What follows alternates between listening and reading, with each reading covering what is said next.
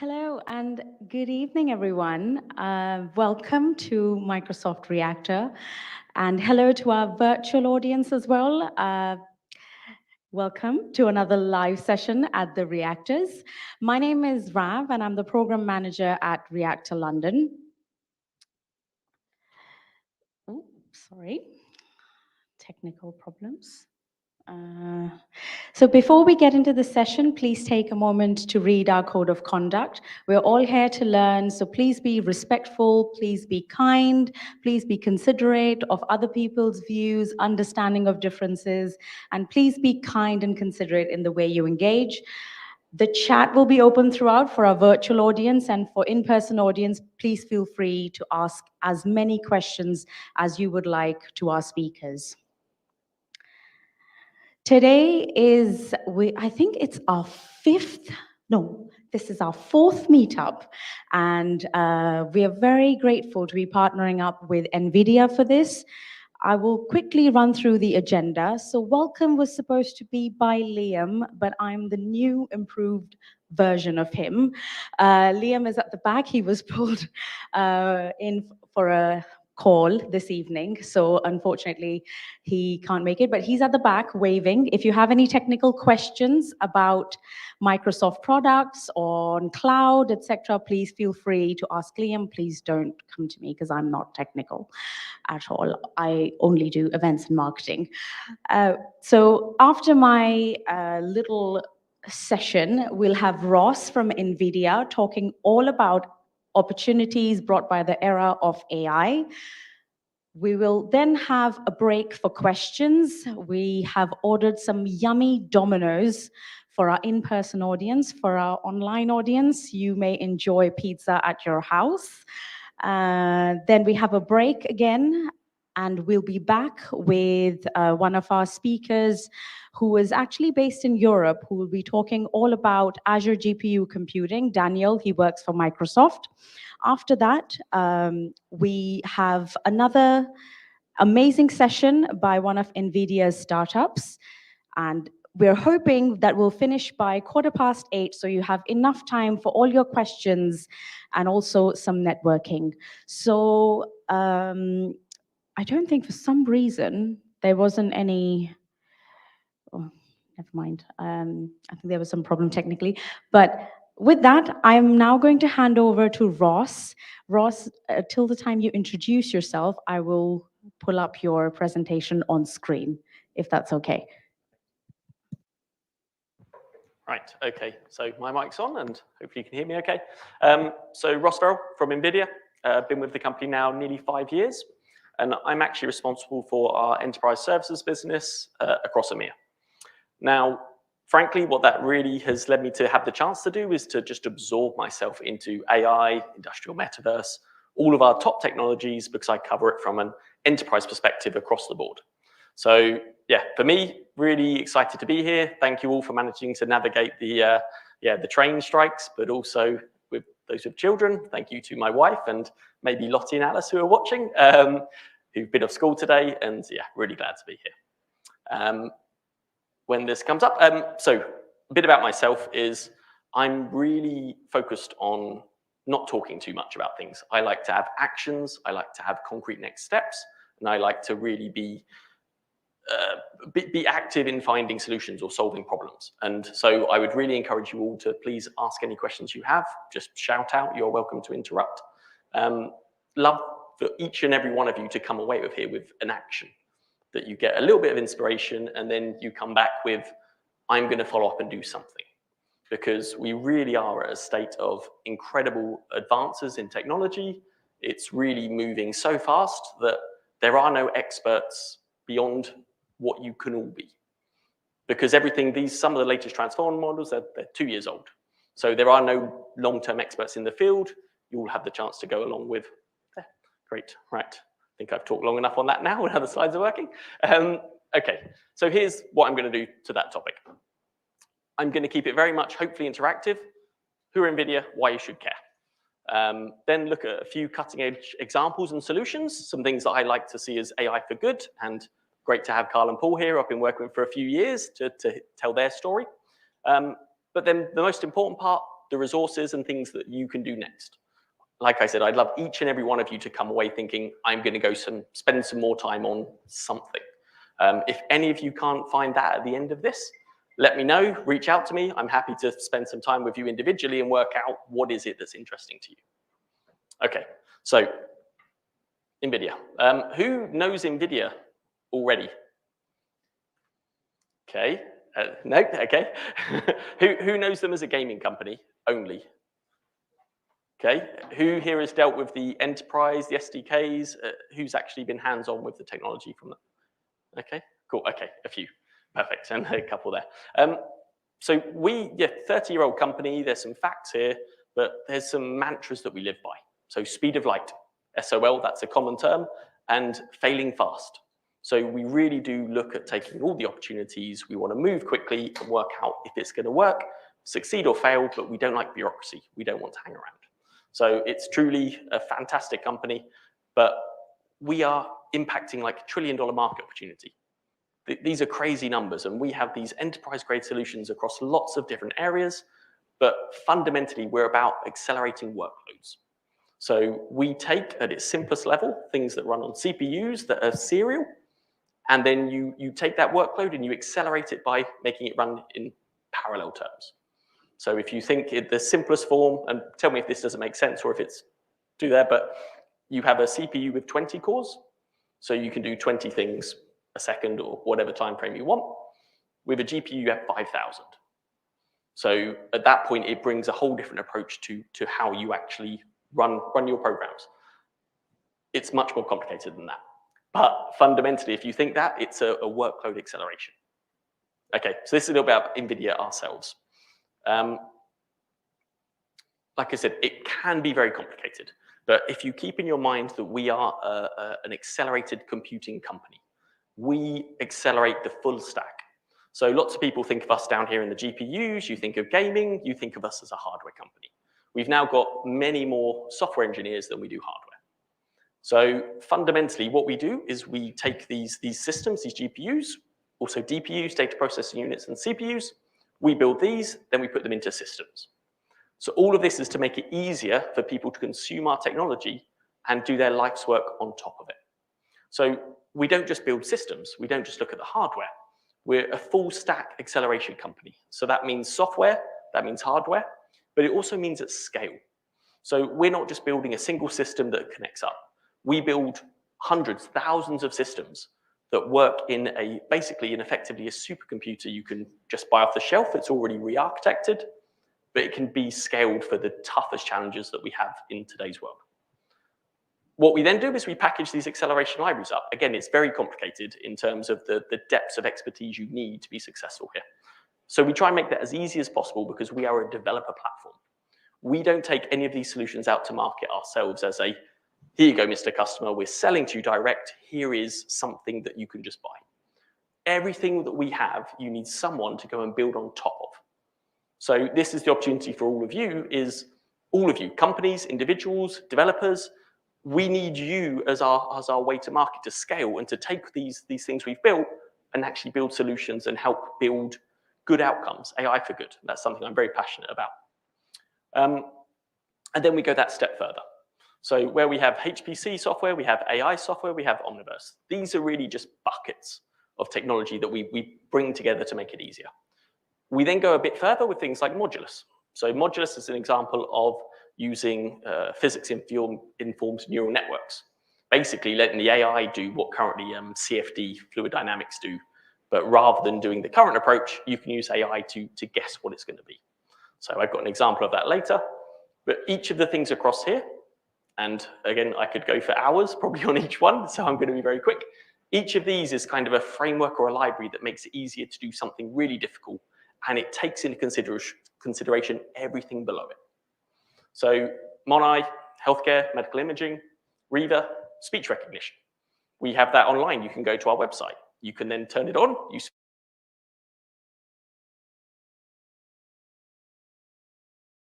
speak into it, and it will transcribe what you're saying. Maxine is focused on video conferencing. Nemo for large language models. Merlin, recommender engines. Cuopt is about an intelligent scheduling engine. So if you're trying to work out your train schedules or the traveling salesman problem, again, libraries and software that makes it easier for you to run on this full stack and build your own solution on top. Morpheus for cybersecurity, Tokyo and Avatar, both about building your own custom avatars, or Tokyo for kiosks, like you go into a fast food restaurant of your choice and you want to interact with something. Some nice examples there. Drive is our self-driving cars, talk a bit more about that later. Isaac for robotics, including the simulation, which is really important. And then Metropolis is smart cities, and Holoscan again around the medical imaging. So we have all of this. So my hope is that you will be at least a little bit inspired to go find out which one of those you're passionate about and which one you can go and learn more on and go do something with. Just to reiterate, our ecosystem and our people, our wider people are the secret to our success that's not so secret. 3.5 million developers globally using our technology and 12,000 startups. So there are so many people out there doing it. This is where we have success because everyone is using it. Everyone is making it easy and democratizing access to this technology so that everyone else can go and build on top of it. Okay. Who has heard of ChatGPT? Everyone? Good, good, good. Right. Who's heard of Ryan Reynolds? Let's start with that one. Okay, good. Has anyone seen this already? Okay, good. A couple of you. Okay, I'm going to play this, and then my question to you is, what is wrong? What does he get wrong? What does ChatGPT get wrong? I would like answers at the end of what you think he got wrong here, if it plays. Chances playing, high, low? Skipped.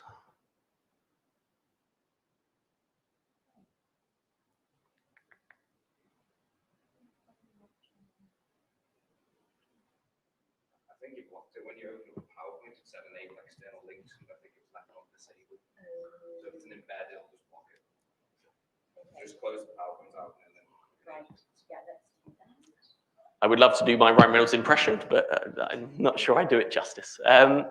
Okay, so a little bit about ChatGPT and what comes. So large language models. NVIDIA have been talking about this for a couple of years. Again, huge engineering team building the full stack approach to how you build a large language model. Effectively, a large language model is taking huge amounts of data, and again, astronomical amounts, like really gargantuan amounts of data, running it through a gigantic model, a really complex model. So the one that NVIDIA and Microsoft built together had 530 billion parameters. So you take the whole of the internet, more or less, you put it into a 530 billion parameter model, you get yourself a $100 million supercomputer, and you let it run for a month. That's, oh, okay.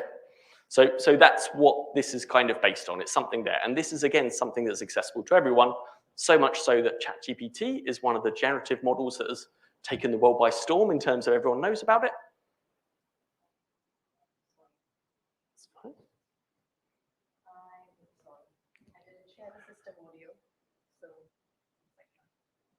It's okay, I will carry on if you want to try getting this. Again, my impression is not so great, so I've got more chance if his lips are moving at least, but okay, so while we sort that one out, so large language models. So this is it, this is what it's based on, this is what everyone is going for. Similar with generative AI, did everyone hear of Stable Diffusion and similar Midjourney? Okay, so again, similar concept, it's generative AI. This is this latest wave sweeping kind of everyone. It's no longer a technology or an industry, this is the buzz of the internet. In that case, you could just type what you want to have an image created for you. So if you typed, I want to see, what's my favorite one? A horse skiing on a banana down a ski slope. It will just generate you that image just from your text prompt. So this is moving forward to things where my example I like to go back to is Moonpig. So you go on Moonpig and you go pick a card that you want and you pick something that you think matches your auntie. But if you know your auntie likes certain things, you could actually describe a unique card for it to create for your auntie based on the things she likes. And then you've got a personalized card that didn't exist. They print it, they post it out. I don't know if Moonpig are interested in this. If they are, please feel free to reach out.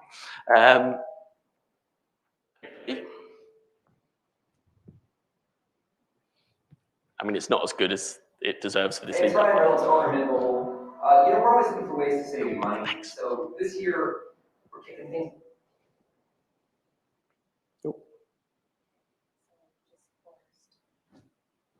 just hit play again. Off with an ad that I created using Chat GPT, the AI technology. This is what I asked it to write. I said, write a commercial for Mint Mobile in the voice of Ryan Reynolds. Use a joke, a curse word, and let people know that Mint's holiday promo is still going, even after the big wireless companies have ended theirs. This is what it wrote. Hey, it's Ryan Reynolds here. Eerie. First of all, let me just say Mint Mobile is the shit. But here's the thing. All the big wireless companies out there are ending their holiday promos, but not Mint Mobile. We're keeping the party going because we're just that damn good. Give Mint Mobile a try. And hey, as an added bonus, if you sign up now, you'll get to hear my voice every time you call customer service. Just kidding, that's not really a thing. Stay classy, everyone. That is mildly terrifying, but compelling. So, the point of that, and I hope this is an autoplay, who can tell what the mistake he made was there? Anyone want to guess what the mistake was? What out of his list of checklists that he asked it to do, what didn't it put in there? So, huh? No. So for me, the thing that it missed was the joke. So I would say he's just lacked vision there about what's possible. Like Ryan Reynolds doesn't realize, but the idea of him being the customer service representative, absolutely a thing he could do now. You can create, relatively trivially now, your own custom voice that will do the text-to-speech. You put it into your Chat GPT-like model, and he could have his customers all calling up and speaking to Ryan Reynolds. So I think for me, that's it. This is how quick things are moving. Like he hasn't appreciated there. Chat GPT didn't even cover it. This is what we can do. So an example of how you do that, if this one will work. Hello, I am Violet. Ask me anything. What do you know about the Lemon Slice Nebula? The Lemon Slice Nebula is a planetary nebula located in the constellation Camelopardalis. How far is it from Earth? 4,500 light years away. Let's switch our avatar to one from another engine. For this, we'll use Unreal Engine 5 and MetaHuman to power Violet. All we need to do is go back to UCF Studio and switch the microservice output of audio interface from Omniverse to Unreal Engine. We then relaunch, and now we meet Ultraviolet. And she has all the same intelligent capabilities as the previous Violet. Hi, I'm Ultraviolet. I'm a digital avatar. I've been brought to life by Avatar Cloud Engine, or ACE for short. Omniverse ACE powers my speech, animation, and intelligence. I can even answer challenging questions using the power of a large language model. Ask me anything. So that could have been Ryan Reynolds. With a little bit of tweaking, you could have him there, you could have a digital avatar, but the same applies for things like, I'm a fan of Formula One, and like Lando Norris or some F1 drivers, Lewis Hamilton, they could have their own avatar that fans interact with. All of this is now technologically advancing so quickly that actually you don't need to be an expert in AI. You can just take inspiration and think about how you apply this to a topic in business or something that you're passionate about. So that's really it. Like really the possibilities are now endless. So if you don't come away with something you think you can do with it or just be interested to follow up on, again, please do reach out. Here are the kind of things that are being spurred on by these large language models. Content generation, again, ChatGPT, something like that. Summarization, you've got big, large articles, law firms, they've got very large contracts and documents to review. You can have some summarizations. Translation, again, this is either things like Copilot. So you can say what you want it to build as a website, you tell it, and the AI will generate using large language models the website for the code for the website. So you can use this to translate not just English to French or different languages, you've got this. Chatbots, again, covered there a little bit. Virtual avatars, you want that to have that engagement. These are all things now that are really plausible. The bit I quite like is when you come to healthcare. So when you think of things like protein and DNA, that's still just a form of language. So actually what they found is this works really well using these large language models for healthcare and for topics that aren't natural languages. So let me talk a little bit about the healthcare side. Here is a partner, Oxford Nanopore. Again, this is what does it bring when you bring such massive acceleration? When you see these huge speed ups, then you can do things that weren't possible before. You can do them in smaller devices, in more remote locations, and you can get just significantly better results. And genomic sequencing is an area which is really interesting, and so let's hear a little bit about that. Patients with rare or undiagnosed diseases often undergo a diagnostic odyssey, spending time, money, and numerous hospital visits to uncover the cause of their disease. Rapid whole genome sequencing can help identify the genetic cause of a disease and match patients to the right therapies quickly. But sequencing a patient's whole genome can take weeks and isn't a part of standard care. So a team from Stanford, Oxford Nanopore Technologies, NVIDIA, the University of California, Santa Cruz, and Google set out to accelerate a whole genome analysis workflow. They developed a world record, ultra-rapid DNA sequencing technique from sample to diagnosis in just 7 hours and 18 minutes. Their results were published in January in the New England Journal of Medicine. It was a phenomenal collaboration between all the parties. So we're talking about putting something on at breakfast and having actionable data at lunchtime. Oxford Nanopore's PromethION 48 DNA sequencing instrument was critical to their achievement. The PromethION 48 uses flow cells, which contain an array of tiny holes, protein nanopores, embedded in an electroresistant membrane. As DNA passes through the nanopore, an electric signal is generated, which is classified into base pairs using a deep learning model powered by NVIDIA. This is called base calling.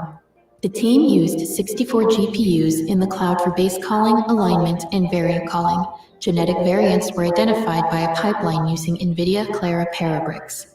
Curation and final diagnosis happened after that.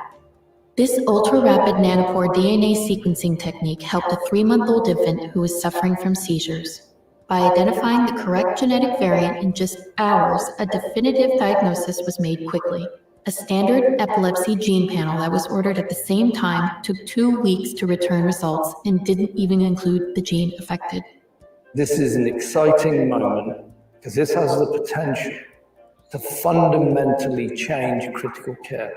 NVIDIA and Oxford Nanopore have further optimized this nanopore workflow. Using the PromethION 48, a single NVIDIA DGX A100, and an ultra-rapid whole genome sequencing pipeline container, available for download from the NVIDIA NGC catalog, they simplified a complex pipeline, achieved state-of-the-art performance, and reduced compute costs by more than 50%. To learn more and to try it for yourself, visit the links in this video's description. I would have cut that off slightly earlier, but I was worried about clicking, so I stopped there. But again, AI for good. Like, they're taking something that takes weeks in the real world down to hours. And when you think how this is going to help going forward, again, personalized medicine, like how do we actually do good everywhere? This is the technology that will allow it. And also, my favorite thing with AI is you may spend and typically invest a lot in the training part of building these AI models, but typically the inference, the actual deployment of it at the edge, is a much smaller requirement from cost, from data, from power. So Carl and Paul will talk a lot about this as well, is where you can then democratize it. There's no reason this isn't something that could be good for the whole world as we go forward. So really like that as an example. Another one is, again, closer to home perhaps. So this is actually from Academy of Robotics, awesome startup, doing amazing things. Again, last video, I think. No, one more. But this is something that's going on right now. I don't know who's familiar with what's happening with robotics in the NHS? Okay, cool. Let me let it play. To let William, the Chief Executive of the Academy of Robotics, explain in more detail how this technology works. We believe at Academy of Robotics that the best technology in the world is there when it's needed and out of the way when it's not. And so when we design this technology, we always ask the question, what purpose does it serve? It must be there to relieve pressures and simply make life simpler. What we're most known for is designing and building self-driving cars. But we designed these cars to relieve pressures. For example, during the pandemic, we did semi-autonomous, contact-free deliveries using our self-driving delivery vehicles.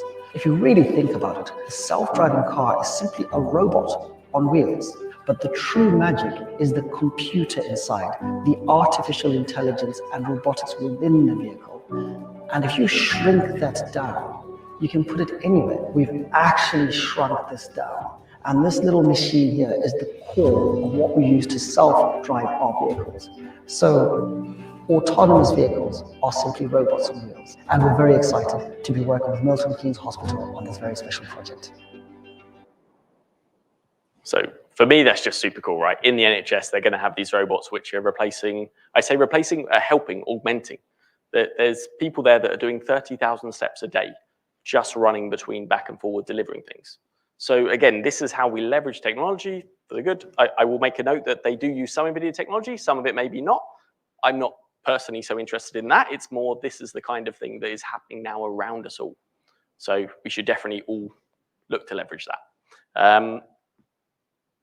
So what do NVIDIA do in this space specifically? Well, we are building self-driving cars with Mercedes, Jaguar, Land Rover. There are a couple of the top names, Toyota as well. There's a whole ecosystem which I've got a few more details on. This links into digital twin and Omniverse and Metaverse and some of these things. Again, NVIDIA, a very large platform where we're integrating all of the difficult parts. One of the biggest challenges in building a self-driving car is how do you train it? You have to collect that data set. You have to get the data available. But it's not like with a self-driving car, you could just drive it around in all of the dangerous situations to try and find that training data. You can't drive very badly around all the roundabouts where there's common accidents. So what you need to do is simulate. And this loops everything back. So first you have to simulate before you do something. So you simulate in a virtual world. So this is kind of the foundation of where Omniverse has been born for NVIDIA. This is our effectively virtual world platform where you can connect these different 3D assets. On this, I'm still not entirely sure which is the real and which is the virtual imitation. So one of these halves is actually not a real image. This is what we've created in our virtual world.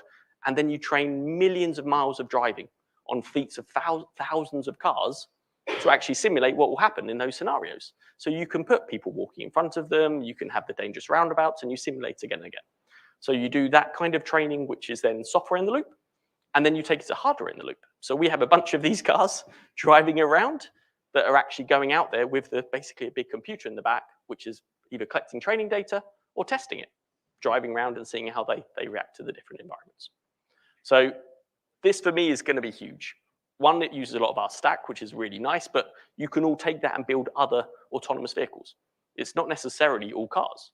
When you think of robotics, there's huge amounts there. And again, with all of that, it's the same. Traditionally, you still have to come and train it on some data and simulate what it will do. And that is the most cost-effective way to build it. So this is one example, which is the most difficult example, self-driving cars. A view on who we're working with on this front. So automakers, robotaxis, trucking and tier ones. Again, some nice names there that we're partnering with because they all see the potential. The thing I'll leave you to think on for this is robotaxis. Many of us have been impacted by the strikes. We were just discussing the journey from Liverpool, where Paul and Carl come from, and I drove to Manchester on Monday. Actually, if you could take it where you had the confidence that you did your kind of Uber-style click, and a car turned up outside your house and drove you there, and you could change the economics of it because you don't need to have a driver sitting there waiting. You know, if you take that out of it, the cost actually becomes dramatically less, especially when you think of electrification, an electric car that goes and charges itself. It doesn't need to park somewhere because it will just drive itself off when it finishes. This is going to be a massive change. So I think it's really good that you can imagine just calling a car and it will just be a fleet of vehicles that come and pick you up. So this, I think, is going to be huge. How many years we are out, I don't know. But if you haven't, it's a really interesting topic. Okay. So last one, back to the kind of the digital metaverse or, industry use cases. So here, this is an example where it was taking, I believe, 40 days with traditional methods for working out where you positioned wind turbines. So again, how do you generate the most energy from wind turbines? Actually, it turns out that where you position them and the wake that it generates is really important on what your yield is. So again, if you need to do this, you want to make sure you put them in the right place. This is using some of our software called Modulus. Again, within Omniverse, it's all connected together, and this lets you simulate it significantly faster. So I'll play this last video, and then I'll talk about the speed up. When designing a wind farm, it's critical to place each turbine so as to minimize the effects that turbines have on each other due to the wake that they create. Accurately modeling the wake requires high-resolution, high-fidelity simulation data that is specific to that wind farm, such as the geographic location and the terrain. The gold standard for generating this data is the large eddy simulation shown here. But to run just one iteration for a single turbine can take 40 days on a 100-core CPU. And with so many iterations needed to develop an accurate model for a specific site, using CPUs is impractical. Using NVIDIA Modulus and NVIDIA Omniverse, Siemens Gamesa has been able to reduce that 40 days to just 15 minutes, approximately 4,000 times faster. This is accomplished by running the model at a lower resolution, and then, with a physics ML model trained using Modulus, to enhance or super resolve the data. And the results are functionally equivalent to having run the model at full resolution. Let's take a look at the same data presented in a way that clearly highlights the coarseness of the low-resolution simulation. Here, they look like pixelated blobs. In the super resolved flow field, you can see the finer vortex structures. Okay, I'm about on time, so it's not too far off. So there, 40 days to 15 minutes, I think was the timing. It's not just how quick that goes that's impressive or something that saves money. It completely changes the workflow in terms of how you design these things. It's a tool to enable people to be more successful when they actually are doing their work. So, as promised, I wanted to come back. Nobody asked any questions, so we will come to those in a minute. Let me give, and then we'll go to questions. So here are some things that are actions you can take to get started. So first, we have our GTC. This is our conference, completely free. We used to do it in person. We're all gutted it's not back physical yet. But completely virtual, completely free. You will hear from the world's leading companies about what we're doing, as well as our CEO, Jensen, about all the innovations. So please sign up, take a look. The keynote's amazing, and there are like 500 sessions you can go do on whichever topic you want to deep dive into. Now, the developer course. So developer program, if you sign up to this, again, completely free. This makes you one of our 3.5 million developers. We've now made it so that you get a free Deep Learning Institute training course. So self-paced, you go on there, you pick the one you want, and then you go do it in your own time. It spins up a GPU instance in a cloud. I'm going to say Azure. I'm not entirely sure, but it is Azure. And then you can walk it through. It's like a notepad, and it can be on computer vision. It can be on some of the things you've seen there. There's a whole bunch, or fundamentals of AI. So sign up there. You can then get to our deep learning and go pick a course of your choice for absolutely free to go and work through and focus on an area you're passionate about. Finally, if you want to reach out, you've got a question, you just want to talk about it, I'm very active on LinkedIn. You're welcome to just connect with me. I add everyone. And happy, just drop me a note. Tell me what it is that you want help with, what you want to try and do, or what you're interested in, or if there's something you couldn't see of how it add value. And I'm happy to give you some time, put some suggestions forward, or jump on a call. So on that point, I will open up for questions while hopefully you will do that. Did you have questions? Did you? Oh, I thought I saw a hand up. Did you? Yeah, please.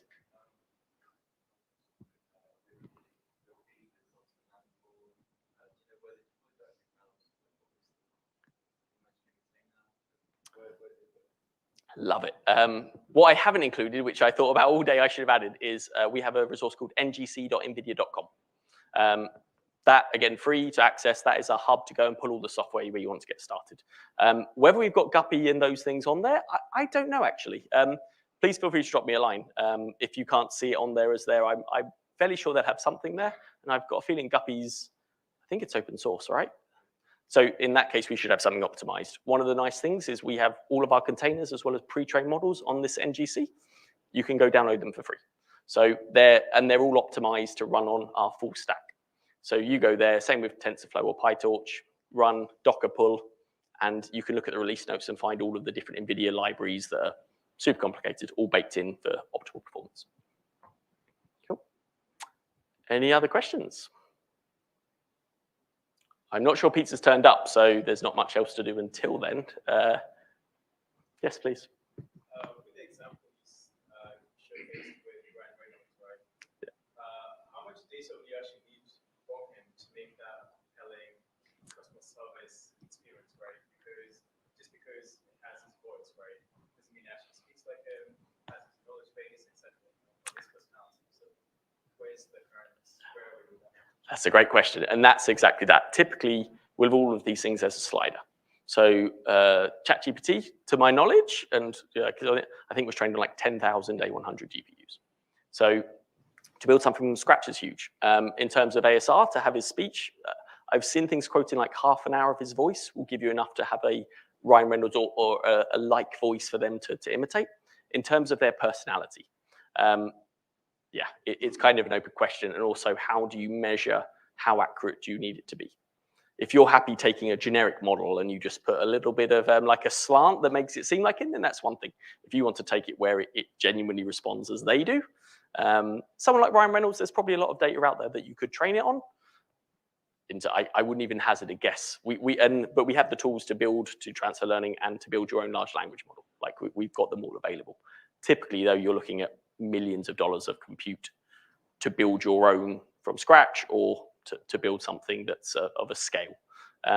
But there's kind of ways typically to cheat it a little bit in terms of depending on if you're happy that it's just kind of like in for version 1. So yeah, sorry, I can't answer that, but drop me a note. I'm happy to go and try and find someone clever and get you a rough answer. Cool. Yeah, hello. You know, one thing I noticed on the Ryan Reynolds video on ChatGPT was that, I don't know whether you noticed it or not, but the grammar in English was not really right as well. Yeah, and have you played with ChatGPT? Have you had a play with it? Yeah. It's very much open to, but you can encourage it. And so there's part of building a large language model. There's a new approach. You build this monster large language model, but you keep that base model static. So previously you might fine tune or add new data. The new one is to use prompt engineering. So you then basically tune the kind of responses you want, and then that gives the example. So maybe you give a few shot or you give 10, 100 examples rather than thousands, and it will then respond how you were kind of coaching it to respond based on that very large model.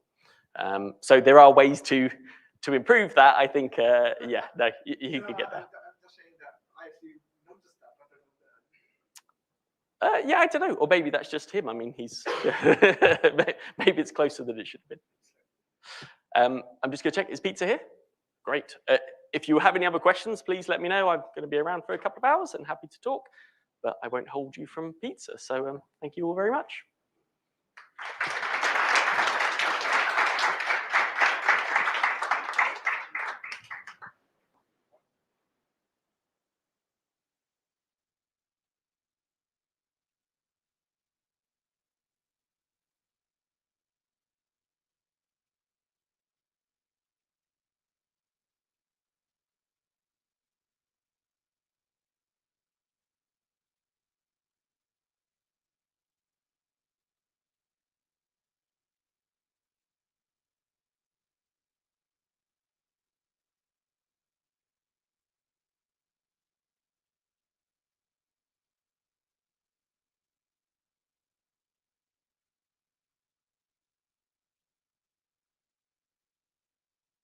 And I would let you take this all further. Please do feel free to introduce yourself and to the audience here. Of course. So, hi everyone. Thank you for being here today, tonight.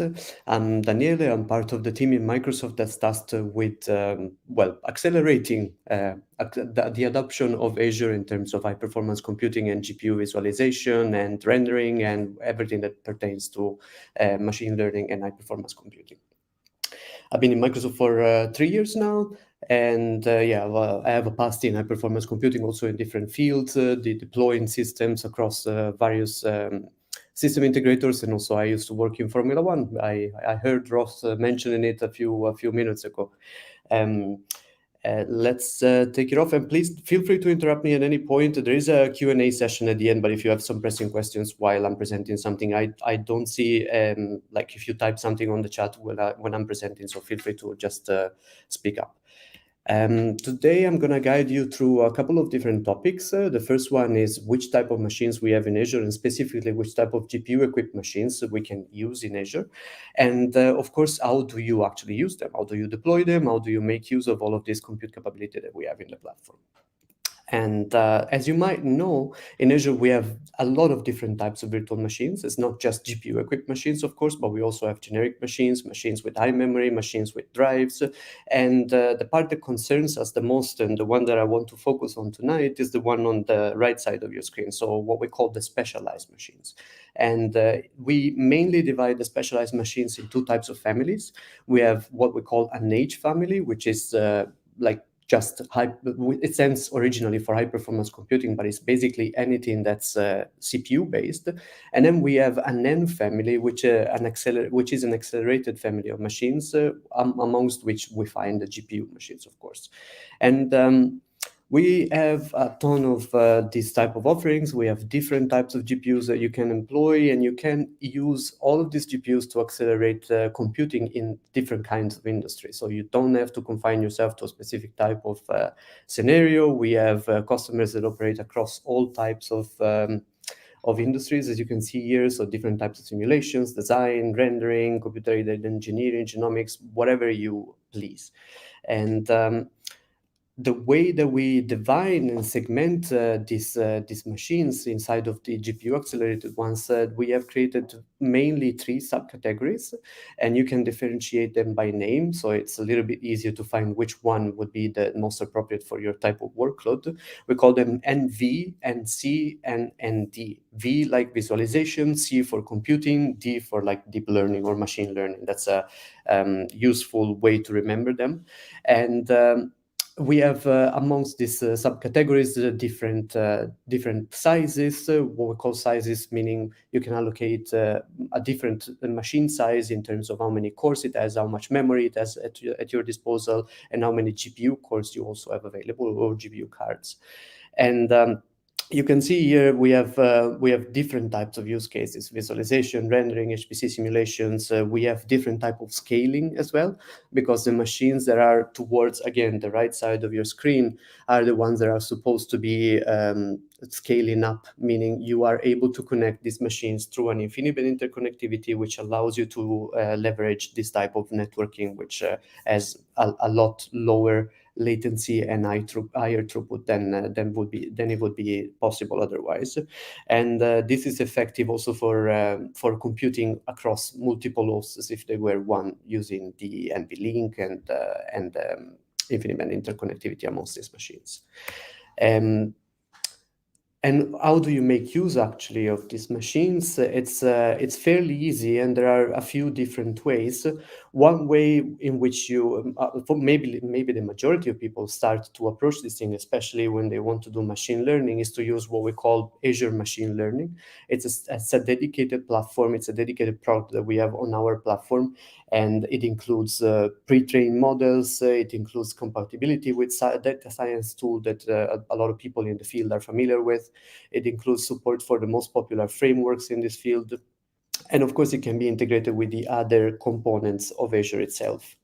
And this can be also integrated with what we call MLOps. So you can create a whole pipeline of different ways of like training your model, introducing new data, introducing inferencing, and of course, leveraging the flexibility of the platform and the capability that the platform has in order to integrate all of these things together in a cohesive loop. So you can script and use all of the well-known DevOps techniques in order to make good use of all of these computational resources that you have at your disposal. And this is, as I was saying, something that's suitable for maybe a beginning approach, or maybe someone that doesn't have a big team or doesn't have big scaling needs. But whenever you need to scale to like create effectively your own cluster, scale to hundreds of thousands of machines, which is possible in Azure, sorry, I skipped a bit. The other thing that I wanted to present in this slide here is that, again, we have different categorizations, and we recommend to use this type of machines that we have available for different types of like training, if you will, when you're talking about machine learning, or also different type of application use cases when you're using them for other type of workload that doesn't involve machine learning. And as I was saying, when we talk about scalability, we might not want to just rely on Azure Machine Learning, which is perfectly fine for point-and-click platform. But when we want to actually stand up a a serious amount of machinery, we might want to take charge of our own infrastructure. So we have different methodologies of doing that as well. And here I'm presenting the main ones that we use day to day with our customers in the high performance computing field. And the first one that you see on the left side of your screen is Azure Batch. It's what we call the cloud native job scheduler. So what you will have is the capability of creating pools with different type of compute nodes belonging to this pool that can respond and can execute jobs which are in effect composed by different tasks. So you can structure your workload by creating tasks that belong to jobs. You can establish dependencies between the tasks, and the pool of compute that you have stood up will respond dynamically to the tasks that you submit to the scheduler, effectively saving you money because your compute power only becomes available whenever there is something to actually process. So you can figure out a way of auto-scaling your compute power in order to execute your workload in a most cost-efficient way, not just from the performance point of view. But whereas there is also another way of orchestrating these workloads, what we call Azure Cycle Cloud. Both of these products, by the way, are free to use. You only pay for the resources that you're actually going to consume, but you don't pay for the software itself. And with Azure Cycle Cloud, you are actually able to deploy what we call, it's effectively an HPC cluster. So if any of you in the audience is familiar with let's say classical high performance computing schedulers such as Slurm or PBS or SG and software like this, you can create a cluster based on those schedulers, and then you will create in turn your own users which will log in into a home directory. It can be a Linux home directory, and on Azure Patch you can also execute Windows workload, and then they will have access to the platform by effectively logging into the system and spawning up jobs, which also trigger the spin up of machines dynamically. So as you can see here, we put a lot of effort not just in making these resources usable in a fairly easy way, but also in trying to contain costs as much as possible. We know that these machines are very powerful, and so they are not cheap to use whenever you are being charged by the minute. And that's why we want to put as much infrastructure around as possible in order to make it easy for people to contain costs and only pay for the resources that they actually need. And before I jumped into the Q&A, I wanted to show you a little demo, if the gods of demos are smiling on us. So I spun up one of these machines in my own Azure subscription. You can see here, this is a machine that contains, let me see if I can spin it up. There you go. It contains 8 Tesla V100 cards. So it's a fairly powerful machine, although the cards are not the very latest available from NVIDIA and that we have in Azure. And I asked it to generate a few images. This is Stable Diffusion. I used this specific model because it was much easier to install than the other ones that I found on the internet. I asked Stable Diffusion to generate a bunch of images of what it thinks a London Reactor Meetup would look in Picasso style. And it came up with these nice images. You can generate them yourselves. And I also did that just for comparison in Van Gogh style. So you can have a different idea of what the different authors might have thought if they were in the audience amongst us today and would take a portrait of what we're doing now. And you can see this is a simple virtual machine. I can access it through RDP. It's fairly easy to generate whatever I need. And this is, as I was saying, the simplest case in which I only need one machine to do my own tests, but it's equally as easy to spin up multiple machines and make them operate as a whole. There you go. So thank you very much. I open it up to the stage for question and answers. And in the meantime, I will project this slide on the screen. There are a few links that might be useful for you in case you want to try it yourself. So there are a few links on the left side of the screen in the docs column about the various products that I have talked about. I will share the screen later. These are all the slides later. These are all clickable links, but I thought I might show the URL as well in case you want to take a picture. And on the right side, of course, you can see various like examples or training paths that we have on our website. And you can use these examples from GitHub, or you can go through the learning path in order to become familiar with this product yourself. Any questions?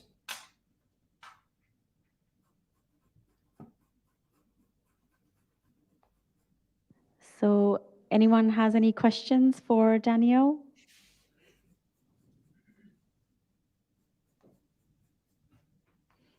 I suppose we don't have any questions, Danielle. Thank you so much for your time. No problem. And yeah, and we'll probably hope to see you again. Thank you so Sure. much. Thank you. Thank you very much. Thanks.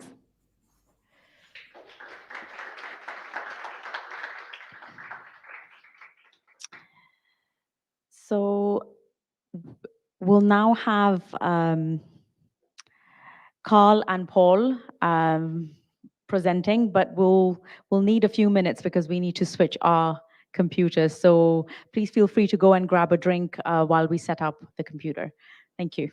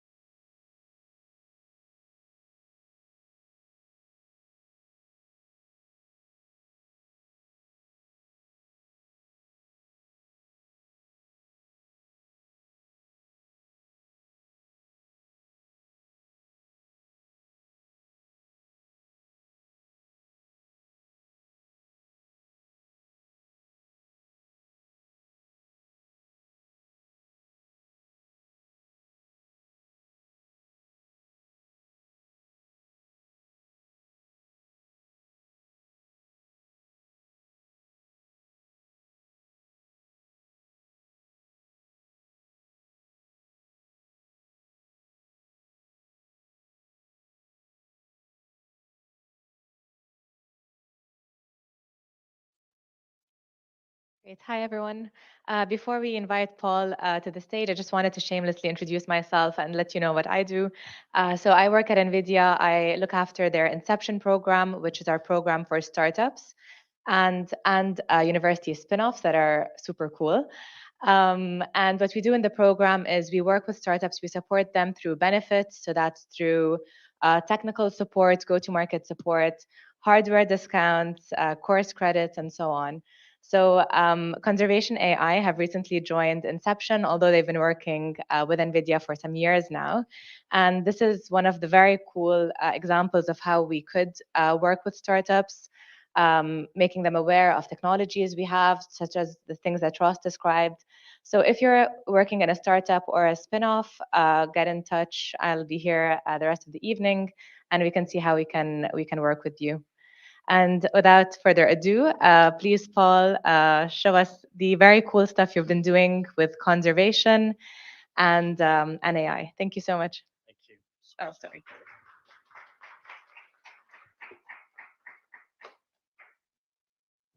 Okay. Can everybody hear me? Great. Okay. Right, just put this in here.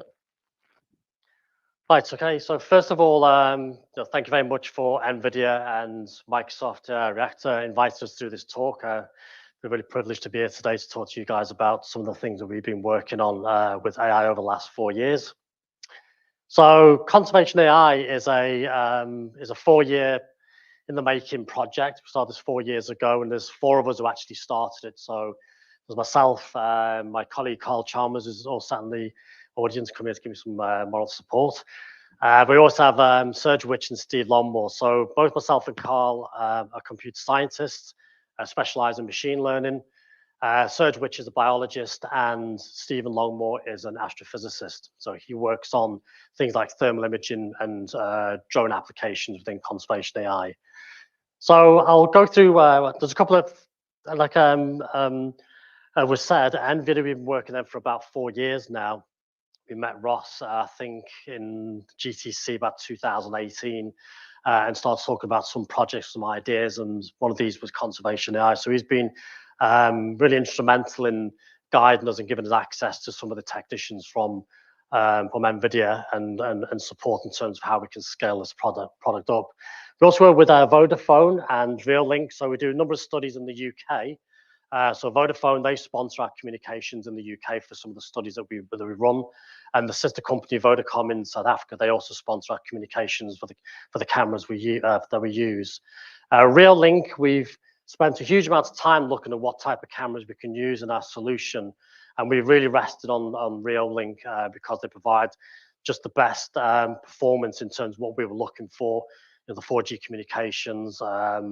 The scope in terms of what we can get on the actual on the images themselves, and they've been really helpful in donating cameras to us. So some of the studies again we've been running, they've been donating cameras and helping us out with that.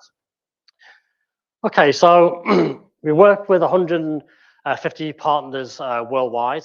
Like I said, it's been developed over the last 4 years, but it's really the last year where we've really been more active in terms of releasing the product out and letting the customers use it. So in that time, we built up 150 customers or partners. Some of those involve the Animal Plant Health Agency, so DEFRA in the UK. We've been running a couple of studies on them, Endangered Wildlife Trust, Verrall's, of course Chester Zoo, and several other ones. And they've come to us really looking for AI solutions to basically process some of their data. I'll talk a little about that later on as we go through it. So what we tend to do, what our AI is really focused on is perceptual AI, and that's really been around computer vision. That's what we've really been focused on with Conservation AI over the last 4 years. And what we try to do is develop AI-enabled cameras. So basically creating cameras equipped with AI that can take images and then basically analyze them images offline and also in real time. So really with the conservation, I mean, some people ask, well, how does this relationship between artificial intelligence and conservation, these really remote areas of the planet, can interconnect? And I think, they're not strangers to technology. Conservation has been used in a huge amount of technology for a number of years now. If you look at anything on the BBC and the programs they create is very advanced technology, drones, camera traps, and so on. But really what they're facing is the big data problem. So the big data we might have had 5, 10 years ago, at least what we're used to in computer science, they're starting to see that now. So they typically use camera traps in a lot of the studies they do. So looking at endangered species or to monitor animal behavior, they really deploy these camera traps out in a non-invasive way. So these cameras sit there, they collect images when they're triggered when the animal comes into play. And they usually stay out for about 3 to 6 months. They have SD cards on, the data gets recorded. After the study trial is finished, which may be, like I say, 3 or 6 months, they basically go out, they collect these cameras, and then they pull this data in. And then they have to start to trawl through those images to find any insights. So if there's a particular animal they're interested, for example, a pangolin, which are very elusive, it's very difficult to see them, they trawl through those images, and there can be huge amounts of images. I mean, talking millions and millions of images, trying to find that information or trying to find that insight they're looking for. Now, with camera traps, they create a lot of false positives. So a leaf that blows will trigger the camera. And vegetation changes through seasons. They become more bushy in the summer, and they kind of lose the leaves in the winter, and so on. But all these natural phenomena in that environment, they trigger that camera.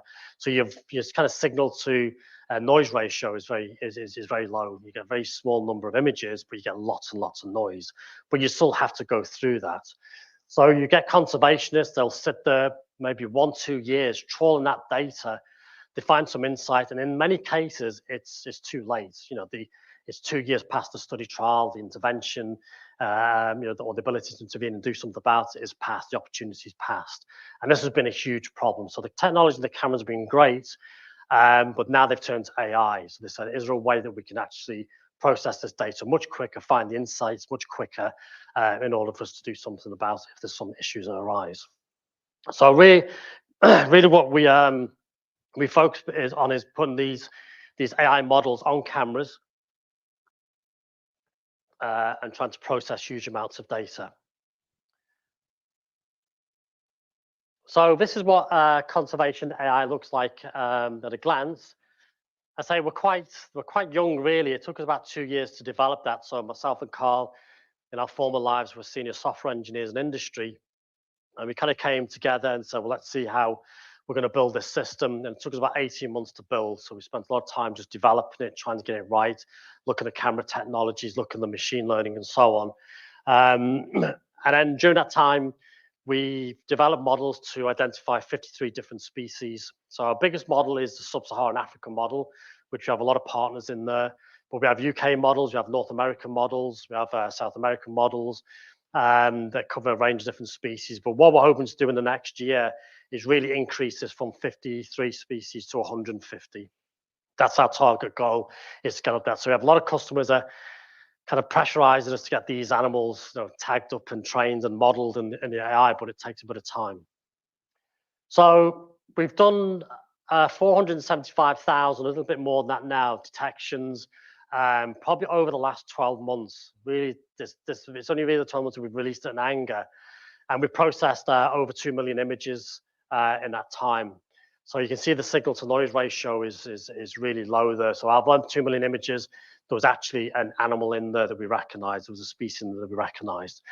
So we work with 150 organizations, and that's growing quite quickly. We're getting lots of requests to put our cameras into new studies that are going out, particularly with Chester Zoo. We're working with, they do a lot of conservation worldwide. They're now starting to look at deploying our cameras.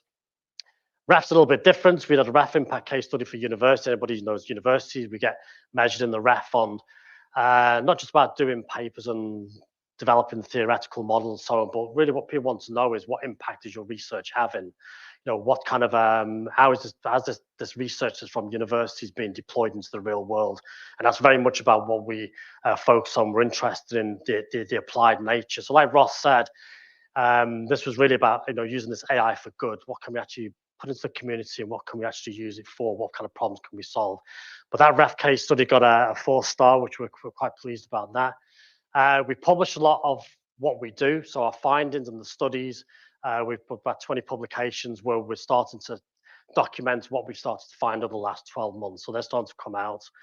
We're making some, where we're getting a lot of interest really is is our active near real-time cameras. So we have just over 70 cameras deployed across all the continents, and they're basically monitoring animals, and those detections have been recorded and sent to us. And I think we had one in Uganda where we caught our first poacher, and that was about 30 seconds from actually detecting the poacher to send that back to our servers in the UK and send that back out to the response team. That was about 30-second roll rounds over the 4G network over there. So it's really, and we're trying to speed that up as much as we can. But this is where we found from conservationists, that's what they're saying, this is the game changer. Putting the cameras out and picking up 3 months later and find the insights 2 years later, is too late.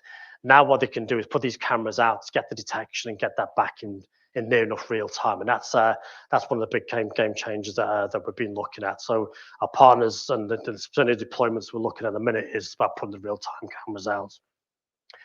So we use transfer learning. We're not a big outfit by any means. We're a very small outfit, but we have about 221,000 images that we've collected and been donated to from partners for the species we have.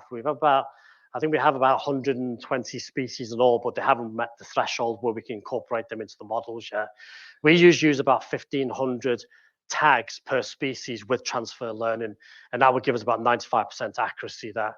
So that's our real bottleneck. That's the hard part of our process, is getting this data, tagging it up, and get it to a sufficient level where we can actually train the models to get that accuracy reasonable. So our whole data set is about 221,000 to date across 204 species actually. So it's a lot more than that, but a lot of them are not really incorporated into the model yet because they've only got maybe 100 tags, 200 tags, so it's still in development.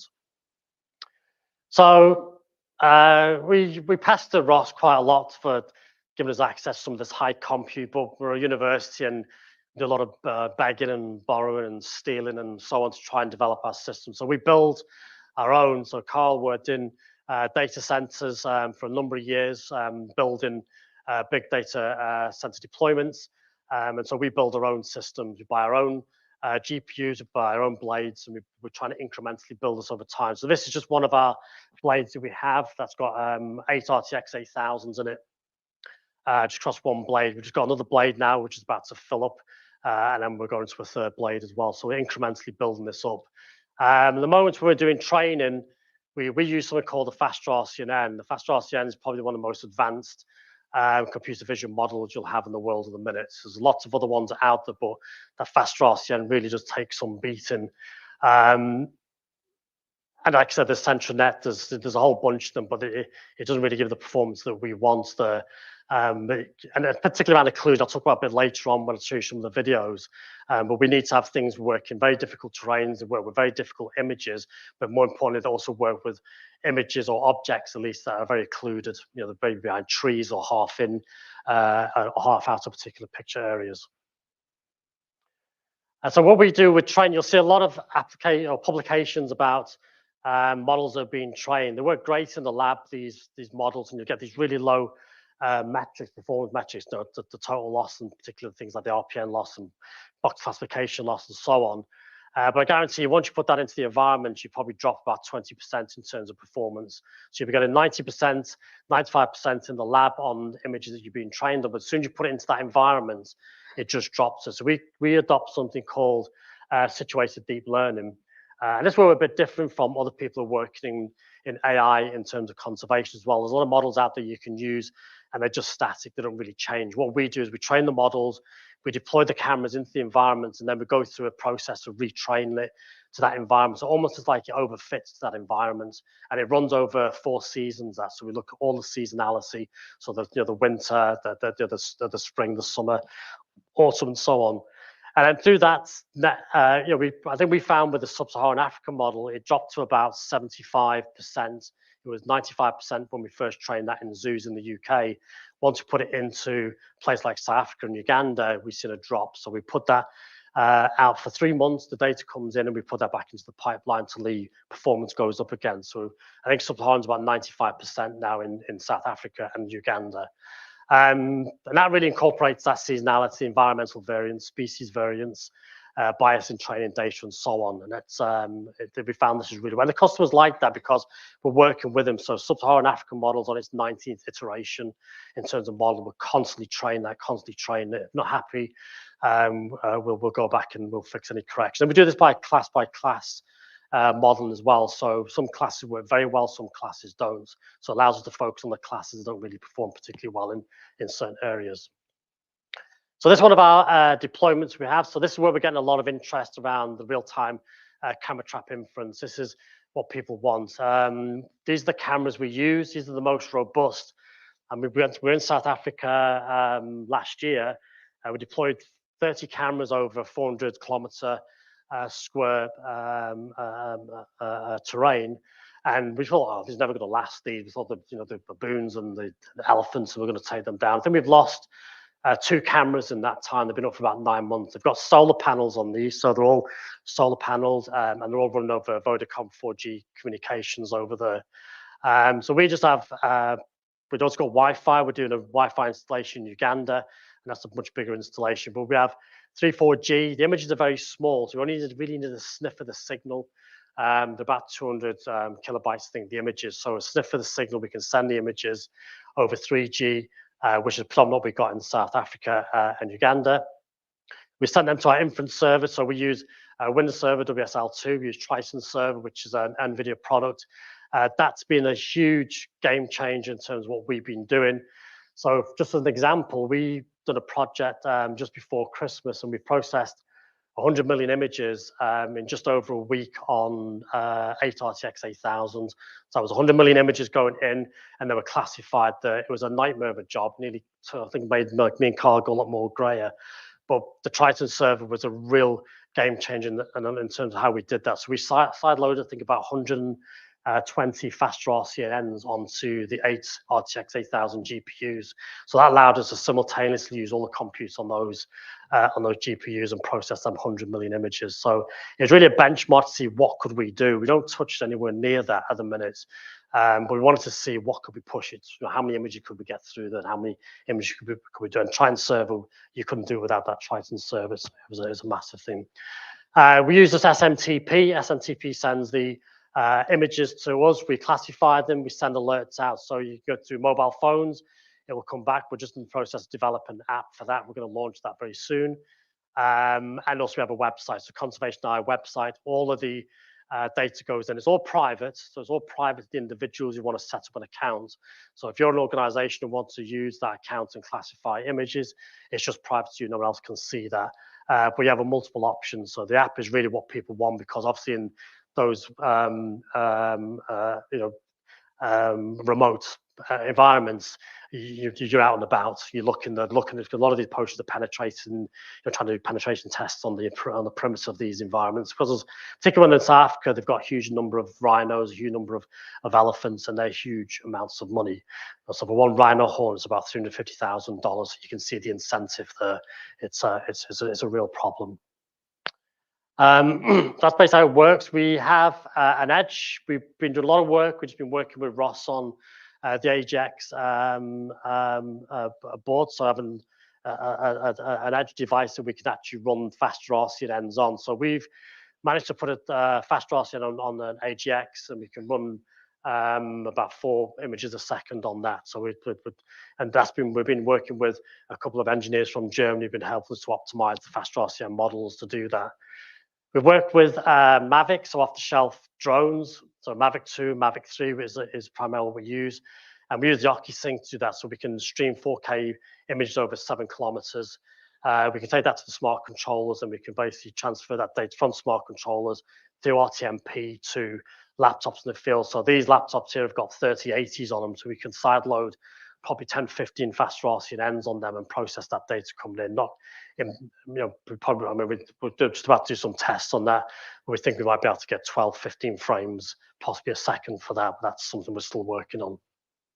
But OcuSync is very interesting. The Mavics are so robust. They're very good. We just did a project in South Africa evaluating distances And so a couple of people asked me about the size of objects and what you need to do. What we're working at the moment is mixing thermal imaging. So thermal imaging flies over because it's very noisy environments. It looks for the heat signatures, and once it sees the heat signature, it stops, and we flick to RGB, and we can zoom in and start identifying the animals there. But if you look at it, the animals just in sunlight and it's very noisy environment, it's very, very difficult to see them. So that's where the astrophysicists come in. That's where we're bringing that side of things in. So yeah, so we run that through. It's changed now. We don't use NGINX. And Flask we don't do. It's all enterprise. We've gone up to WordPress as our front end that serve the user. We've actually got WordPress on the AGX as well with SQL in the background. But we use very much drones is a big part of what we're actually doing at the moment on some of our work. As the customers are really interested in flying drones for animal survey and animal counting and so on. It's a big area. One of the projects we're doing some really good stuff with is a guy called Jonathan Legard. Some of you may have heard of him. And he came up with an idea called interspecies money. It's a really cool idea. And he had this idea about giving animals bank accounts. So you give he does a lot of work with orangutans and apes and so on. So you give orangutan a bank account, and that orangutan can use that money in that bank account to pay the local community for services they provide.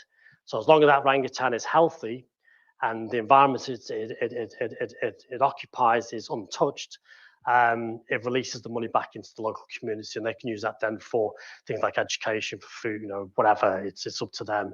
So one of the things we looked down this is facial recognition. We did the orangutans quite well. And we've also done it with lions. With a PhD student who's looking on facial recognition of lions. This is for a project around the southern and eastern flank of Africa. They have they want to put about 700 cameras there and see if they can identify individual lion species that they're aware of, that they know a lot of. And I think this is some really interesting work, and I think I think I broaden it out a little bit more. It's a real business opportunity, and I think there's also an opportunity to look at biodiversity in a different way. Because natural capital is no longer free. We've seen COP26 and so on, and we're just consuming and taking these natural resources. The West takes far more than its fair share of natural resources.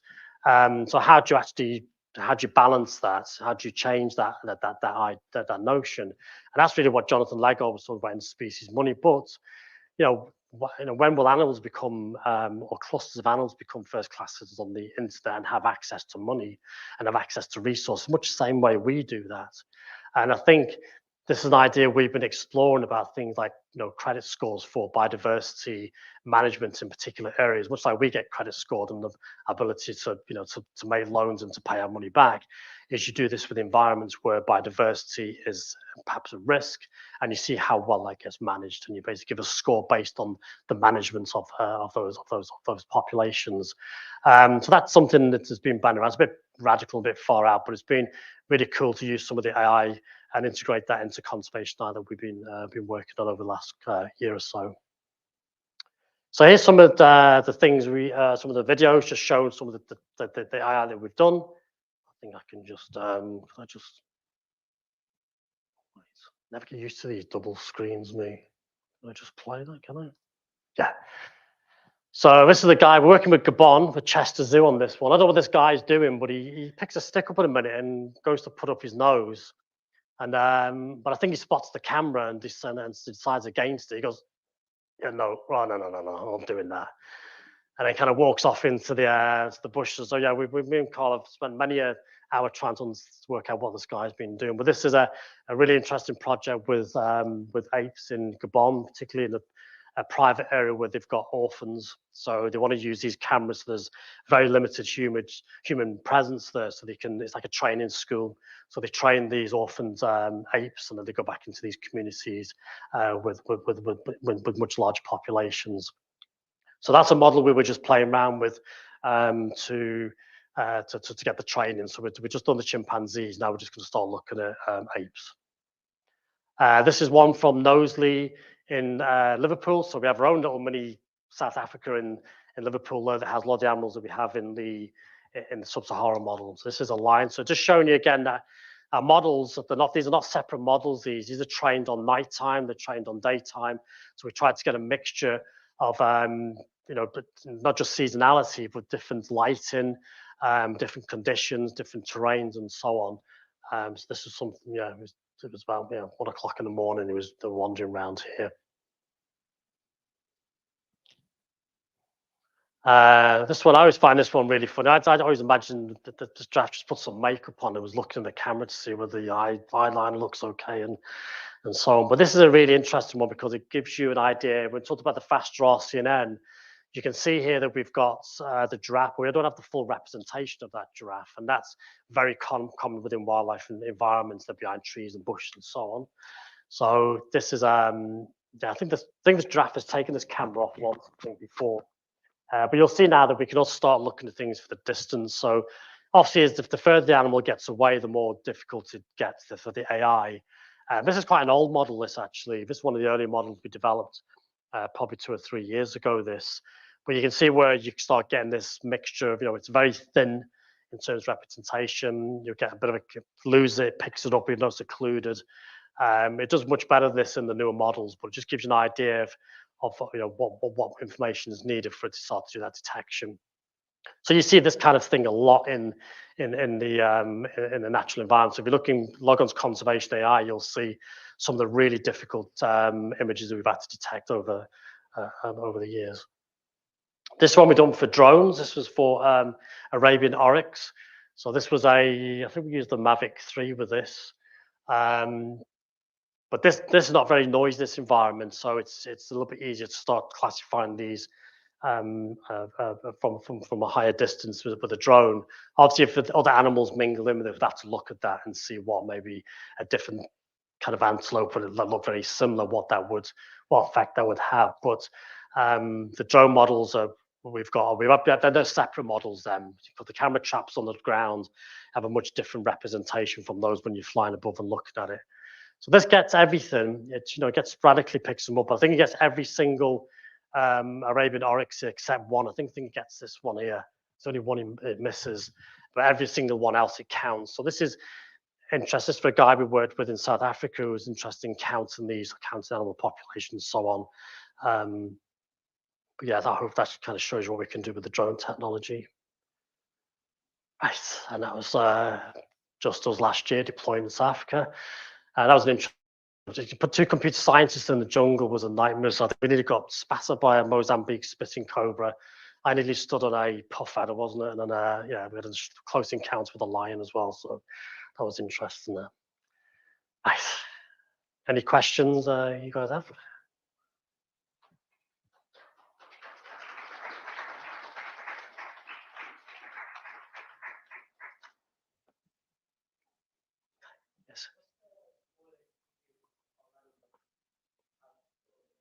It's all relative, really. We had a conversation before about this, so it just depends on the distance. So we can detect rats, so right down small as rats. We can actually separate. So we have a UK mammals model that can distinguish between grey and red squirrels. It knows the difference between the two on them. So we doing a squirrel project at the moment because they're encroaching on red squirrels. So we're looking at what distances they are between each other and how quickly they're actually encroach those areas there. But there's no reason why you can't go down to really, really small animals like a mouse or anything. It's the distance. It's really the trick there. That's the thing. That's what we do a lot with the drones. And we've just put a paper out on this. We've evaluated a drone from different altitudes with different size animals. And what you don't really have at the moment, since in conservation, there doesn't seem to be any guidelines where you say, right, what do you want to look at? And what distance you want to fly it at, but you need some kind of something like a lookup where you can say, well, I want this size animal, and I need to fly at this altitude because it scares the animal. So we did this in South Africa. Even with the Mavic 3, it's actually quite noisy. So even at 90 meters, the lions were quick on it. They look straight up and they can see it, and that's probably because it makes like a bee noise. So they get hornet problems over there. So they hate hornets. And it was a real surprise when once it was up and we started it, they were spooked straight away. So we want to try and work out what distance you need to be, and we do a lot of confidence values on what we do as well. So what kind of confidence value can you get, say, at 100 meters looking at, say, a lion? And you say, well, maybe you get about 80% confidence that it's something like that. But then the drones are changing because you've got the zooming capabilities and so on. You can mean, that technology is rapidly improving, so you get much higher altitudes. I mean, you can do this already with the bigger drones, but obviously trying to deploy these in some of these countries, you want cheap, very quick, cheap, small solutions. They're affordable, you can deploy. And that's why we did the Mavic 3 on this. But so the technology is improving significantly.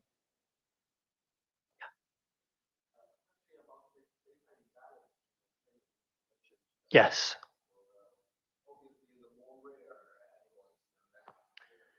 It's a hard, yeah. So we have this, and we have a big problem with this. So, lions and some of the animals, you can get a lot of data for that. But we do one in South called the riverine rabbit. It's a very rare rabbit. You don't get very much. I think we've got the biggest data set in the world on that, haven't we? And we still don't have enough data to tag that. So when we have a strict phase where that's where we've got 204 species at the minute that we're tagging, but only 53 have made it into the model. So you have to have 1,500 tags before we release an animal into that training pipeline. So it's not in balance. So across them 53 species, they're all balanced with the training. Some perform different than others because obviously size and that has an effect on it. But overall, a lot of them they perform pretty well with 1,500 tags. We found if we start to drop that down to 1,000 tags, so one of the things we're doing at the moment is we're looking at orangutan nests with drones. And we have about 1,000 images off that where we can see the nest with high quality images. But there's still too many false positives. So we're just trying to now get that up to about 1,500 there. So it detects the nests and it can pick them at a reasonable altitude, but it's still sporadic in terms of what it can get. It's not high, it's not accurate enough yet. So, and that's because there's not enough data on it really.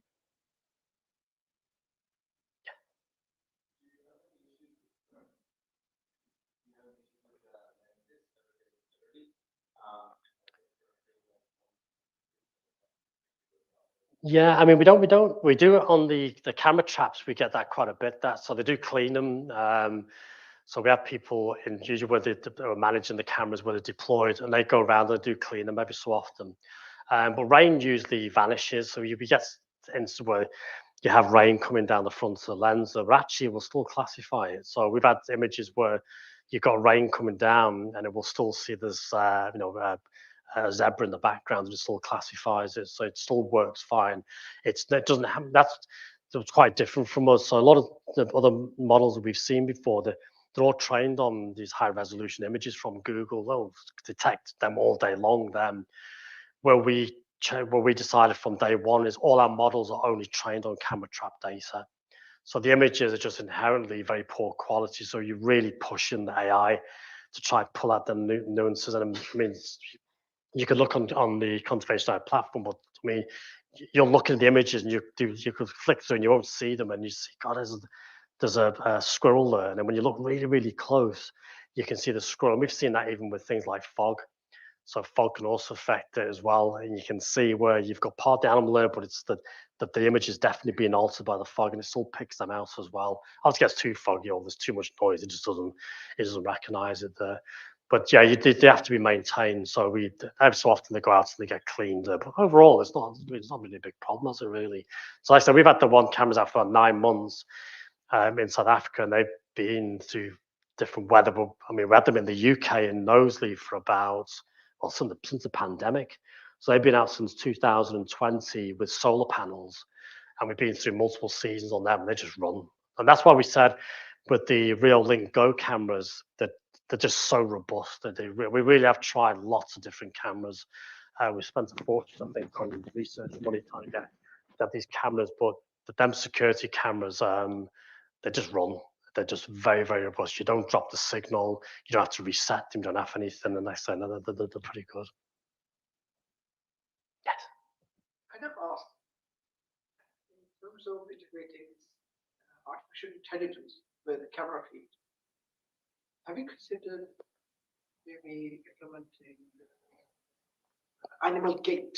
When I say, when we normally use it for human-related gait. Yeah. So you're probably moving in a certain way, as in let's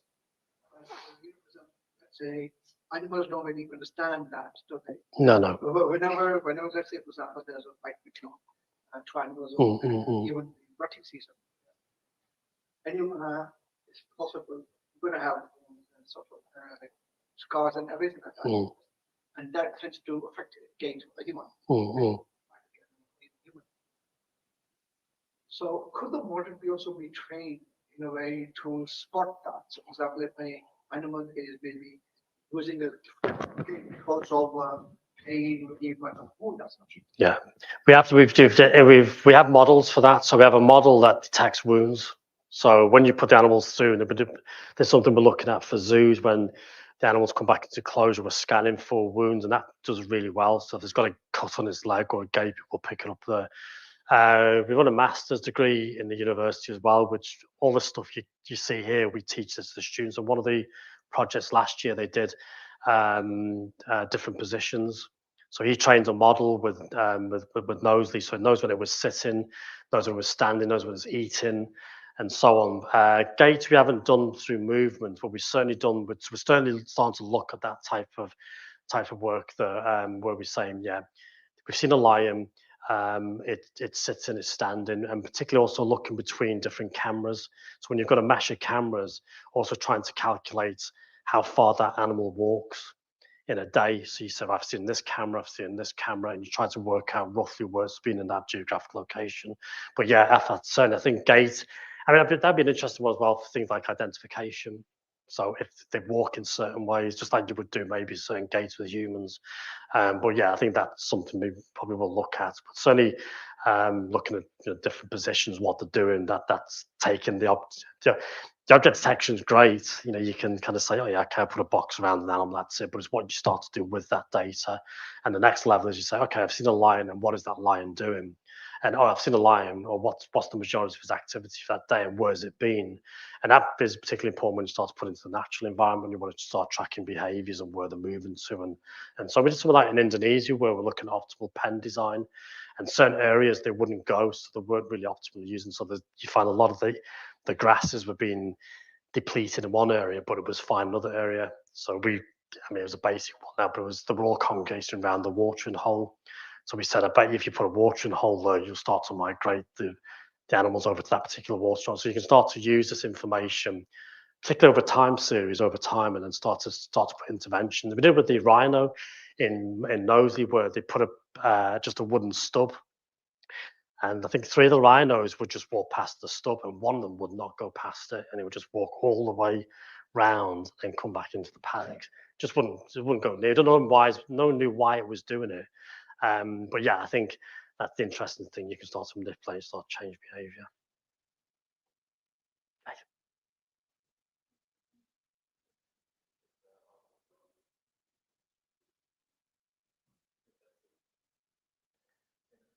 But since that, we played around. So we've done this with even with the faster RCNN, even in the configuration file, you can put things on like, well, image augmentation, you can change it and alter it.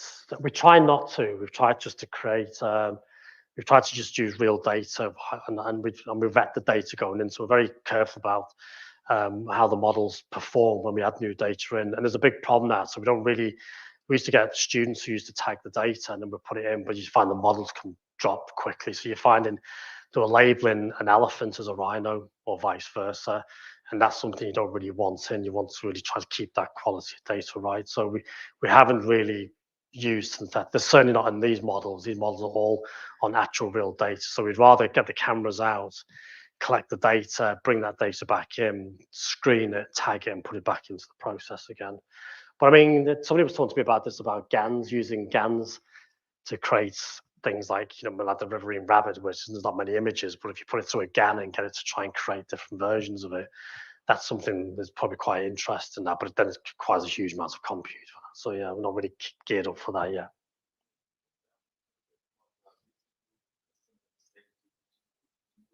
Okay.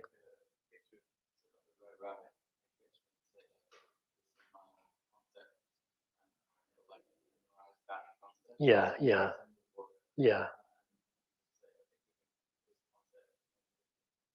Okay, yeah.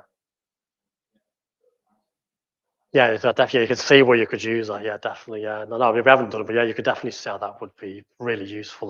Because there's a big problem, especially with the rare species, and also species becoming increasingly more endangered. So it's hard to capture some of those, and there's sufficient footage, to at least start modelling them.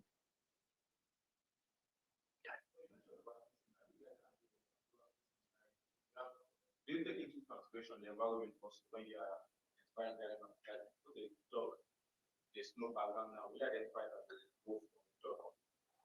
Yeah, I mean, it will try. It depends on the model what you've trained. So what we do in our models, that's where we're always playing catch up a little at the moment. So when we deploy the studies, we'll always come across an animal that we haven't seen before, and what the model will do is it'll take a guess. It will try to get a guess. What's been interesting with the deep learning is that it does create kind of a taxonomy.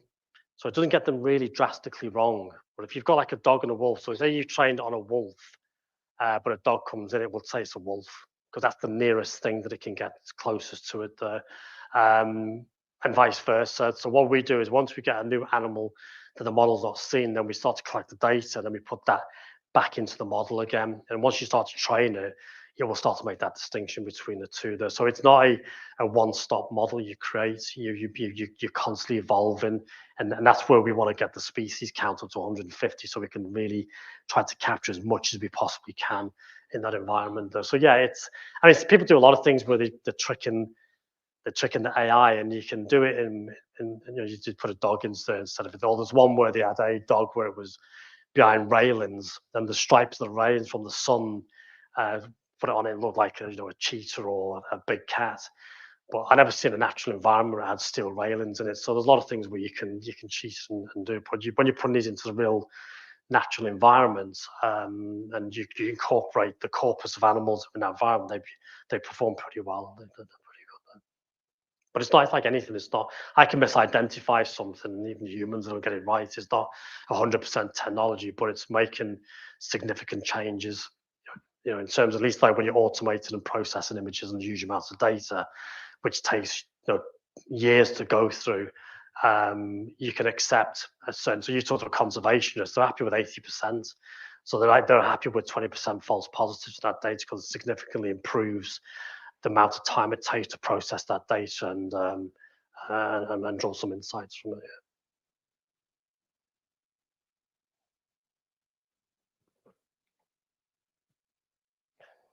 Any more questions, or is that it?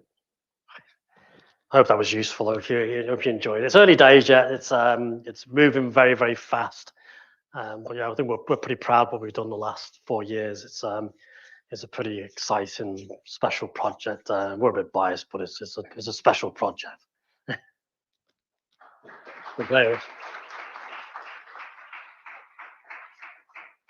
Great. Thank you, everyone, for joining us, and thank you to our virtual audience as well. And keep up to date with our meetup on our website to see what all events we are hosting here at Microsoft Reactor. Thank you all for coming today. Thank you very much.